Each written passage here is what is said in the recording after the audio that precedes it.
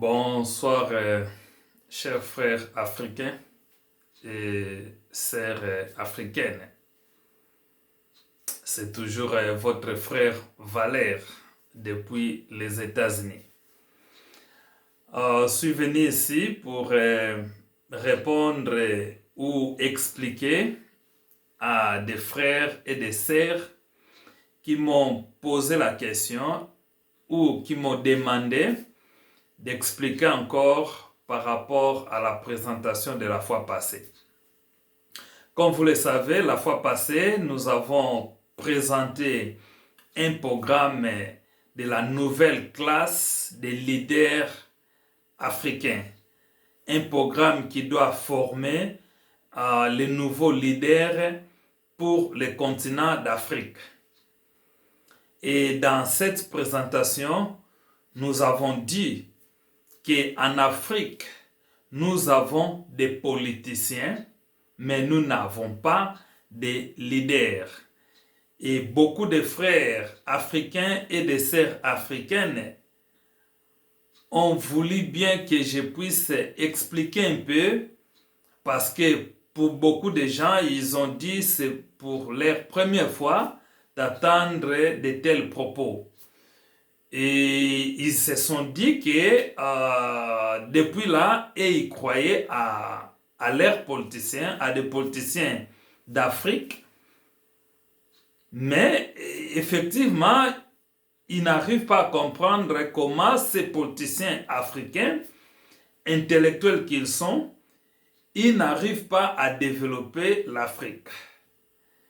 Et en parlant de leur pays, ils se sont dit pourquoi ces politiciens n'arrivent pas à développer leur pays, voire même à soutenir ce qui est des droits sur le plan social et économique. Et encore une autre chose, ces politiciens n'arrivent pas à trouver des solutions à des problèmes de guerre, de conflits et de violences en Afrique. Donc, les gens se sont dit, c'est comme si c'est le statement, c'est cette compréhension qui leur manquait de comprendre la différence entre un politicien et un leader. Soit un politicien leader et un politicien non leader. Mais il est juste politicien. Donc, je vous remercie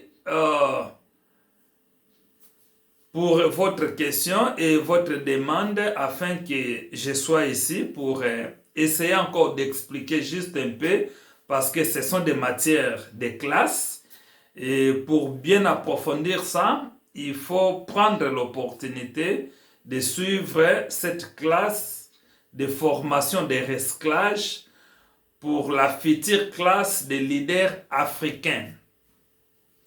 Mais je vais vous donner quelques traits, quelques exemples qui vont vous aider à comprendre la différence entre les leaders politiciens, parce qu'ici il s'agit de politiciens, parce que les leaders ne sont pas seulement en politique.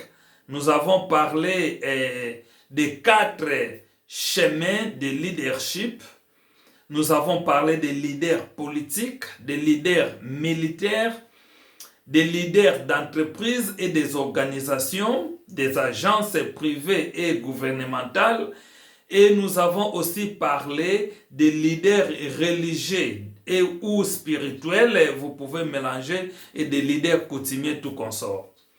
Et nous avons dit, au-delà de ces 4, donc il y a le centre de ces 4 chemins qui se croisent, et au milieu de ces 4 chemins, se naissent ce qu'on appelle le leadership d'entrepreneuriat et de créativité. C'est-à-dire, si vous avez un leader politicien, dès qu'il prend la responsabilité pour ne pas parler du pouvoir, c'est là où ça commence des différences. Quand un leader prend le bureau public, il prend des responsabilités, il les prend dans le sens d'assumer des responsabilités. C'est-à-dire que ce dernier est conscient des charges qu'il est en train de prendre et il accepte les sacrifices pour le bien de tous, pour le bien de son peuple, pour le bien de son continent. Si c'est dans le cadre d'entreprise, donc c'est pour le bien d'entreprise, des travailleurs et les clients qui se servent des services de cette entreprise. Alors, vous allez comprendre que les politiciens non leaders, ils se contentent du pouvoir, de l'honneur, de l'argent. Et ils refusent les sacrifices. Demandez-les s'ils sont prêts à mourir pour leur peuple. Ils vont vous dire non. Vous comprenez? Quand un politicien te dit non, je ne peux pas mourir pour toi, dis-lui quitte là, pourquoi tu es là? Cela prouve déjà qu'il est politicien sans être un leader. Parce qu'un leader, c'est quelqu'un qui accepte les sacrifices. C'est quelqu'un qui est prêt à prendre les risques pour sauver les autres, pour le bien de tout le monde. Je me réjouis en 2014, quand j'ai fait une partie de mes recherches, j'ai eu à faire des correspondances avec un des grands leaders aussi à qualité mondiale, leader aussi par titre, parce que nous avons le leadership dans le sens politisé et le leadership dans le sens scientifique. Et je peux donner l'exemple parce que j'ai travaillé avec beaucoup de leaders mondiaux, mais pour un qui n'est pas secret, qui n'est pas un secret, parce que ce qui m'a répondu ou sa participation dans mes recherches faisait déjà partir des documents publiés et il m'a donné des références et je suis parti lire ça. Donc je prends l'exemple du pape Francis, pape François au Vatican,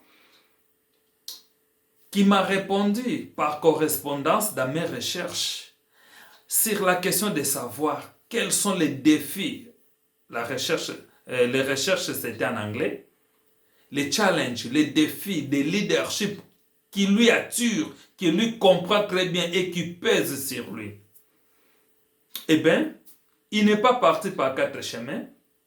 Il m'a dit, Valère, étudiant que tu sois, je t'aide. Pour moi, le grand défi de leadership, c'est d'être un leader pour les biens communs. Et c'est vrai, cela n'a fait que confirmer plusieurs années de recherche que j'étais en train de faire. Je reviens, c'était juste une parenthèse. Je reviens pour vous dire qu'un bon leader, il est prêt à prendre des sacrifices pour le bien de tout le monde. Alors, les politiciens non leaders, qui représentent près de 98% des politiciens africains, prenez ça pour votre pays. Moi, je viens du Congo. Je peux dire, au Congo, près de 98% des politiciens congolais ne sont pas des leaders. Et je le prends, même à 95% des politiciens africains ne sont pas des leaders. Ils sont politiciens, mais ils ne sont pas des leaders. Vous pouvez l'appeler leader par défaut, c'est-à-dire leader politiquement. Mais scientifiquement, ils ne sont pas des leaders. S'ils étaient des leaders, votre pays, l'Afrique, ne pouvait pas être ce qu'il est. Vous ne pouvez pas continuer des années, des centaines des années, des décennies, continuer à être ce que vous êtes. Il n'y a pas de leadership, c'est un problème de leadership. C'est que quelque part, il y a même des contrats, des accords, des textes, que ces leaders n'arrivent même pas, par vision, à réviser. Parce que dans le leadership, quand vous marchez après 2 ans, vous devez faire la révisitation de vos textes. Parce que le leadership se fonde sur la vision et cette vision peut être révisitée. C'est pour cela que les entreprises changent de nom. Les entreprises changent de services. Il faut revisiter. Mais quand il y a des accords, quand il y a des constitutions, quand il y a des textes, quand il y a des lois qui ne font pas progresser l'Afrique, qui ne fait pas sortir l'Afrique dans les trous où il est, mais ça manque de leadership. C'est leadership qui doit développer une vision, qui doit revoir les choses, revisiter les choses et relancer les choses, réformer. Mais ça manque de leadership. Ce n'est pas de la magie, c'est de leadership qui manque en Afrique. Donc je disais, pour me résumer, un leader, c'est quelqu'un qui accepte les sacrifices. Il est prêt pour les sacrifices, pour le bien de tous. Et il refuse des honneurs, ce qui est contraire dans le plus de 95% des leaders africains. Je dis, nous parlons de l'Afrique et parlons aussi de votre pays. Près de 95% des leaders de l'Afrique, de votre pays, des leaders politisés non scientifiques, ils sont incapables de développer l'Afrique ou alors de développer votre pays, de donner des solutions. Parlons de la fonction du leadership. Mais un leader, c'est quelqu'un qui voit des choses plus loin. En anglais, on appelle ça « seeing things in a big picture », qui voit des choses plus loin. Et cela lui donne la vision, toujours. C'est un homme inspiré, avec des visions renouvelles, qui se renouvellent. Et il fait des propositions. Quand il fait des propositions, il donne des directions. Quand il donne des directions, il vous influence à acheter la vision, à rentrer dans la vision. Et il vous motive. Quelles sont les propositions que vos leaders font par rapport à la situation que vous avez? Rien. Rien. Est-ce qu'ils comprennent vos situations? Quelle direction que vos leaders donnent? Voyez, ce sont des petites choses. Nous avons beaucoup de politiciens, mais peu de leaders. Il y a une autre chose. Certains qui se croient être des leaders, il faut voir les actions de leur leadership. Comment est-ce que ça fonctionne? Quelle action qu'ils posent? C'est pour le bien de qui? Parce que si un leader posait des actions pour le bien de ses anciens colonisateurs, au détriment de son peuple, il n'est pas un leader. Vous l'appelez leader par défaut. Il est leader par rapport à quoi? Par rapport à qui? Parce qu'il fait quoi pour qu'il soit leader? Il est politicien? Oui. Tout le monde peut les ramasser comme ça et devenir politicien. Surtout là où il n'y a pas de transparence d'élection, on peut nommer les gens devenir politiciens au lieu que ces derniers soient votés. Mais quand ils sont là, ils font quoi? Ils produisent quoi? Manque de leadership. Dans le travail de leadership, comme je vous disais, je ne peux pas aller plus loin, ce sont des matières de classe. 4 lettres, P, O, D, C, planification, organisation, organiser, diriger et contrôler. Ils font quoi par rapport à ces 4 lettres? Qu'est-ce qu'ils produisent pour votre pays, pour le continent? Tu vas voir les politiciens non leaders. En dehors des honneurs, ils ont peur des sacrifices. Quand ça arrive des honneurs, ils sont là, ils cherchent des honneurs, ils cherchent la foule. Ils cherchent la foule, ils aiment la foule. Un vrai leader n'a pas besoin de bain de foule. Parce qu'il ne flatte pas. le peuple va le suivre. Les gens vont le suivre par rapport aux actions qu'il pose, par rapport à la vision qu'il détient, par rapport à la valeur qu'il détient. Ce n'est pas par flatterie pour chercher les bains de foule comme dans le football, comme dans les musiques, non. Non, ce n'est pas dans les musiques ou dans le football ou là où on va chercher les foules. Mais c'est parce que les gens là, les politiciens là, ne viennent pas pour servir dans le sens des responsabilités. Ils viennent pour prendre des honneurs, les bains de foule, des voitures, tout qu'on sort, l'argent, tout qu'on sort. Ils sont politiciens, ils ne sont pas des leaders. Des leaders, ils se sacrifient. Des gens qui peuvent travailler pour le pays sans se contenter même de son propre salaire. Ce sont des leaders. Des gens qui sont morts pour leur peuple.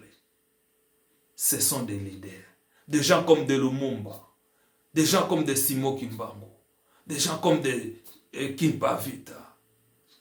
Tu pars dans le West Afrique. Des Sankara. Beaucoup de gens. Ça sont des leaders.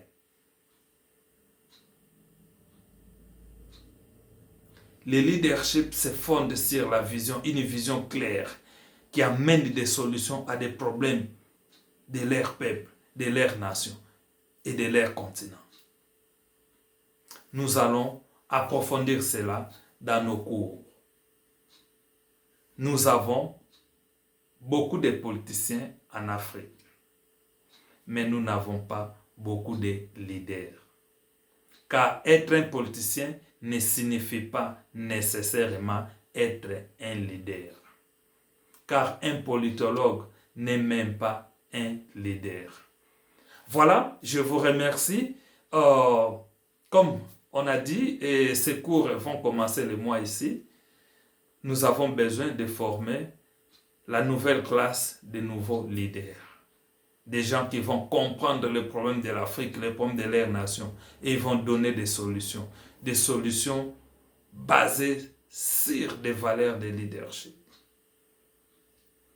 Des vraies solutions. Des gens qui ne sont pas peurs. Des gens qui ne se laissent pas intimider.